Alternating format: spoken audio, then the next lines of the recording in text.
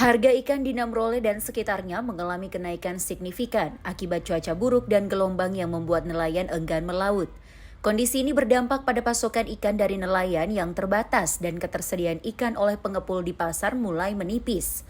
Meski harga ikan mengalami kenaikan, warga tetap membelinya karena memahami cuaca buruk yang mempengaruhi aktivitas nelayan. Kenaikan karena kondisi ekstrim laut yang begitu bergelora, nelayan harus menempuh untuk ambil ikan di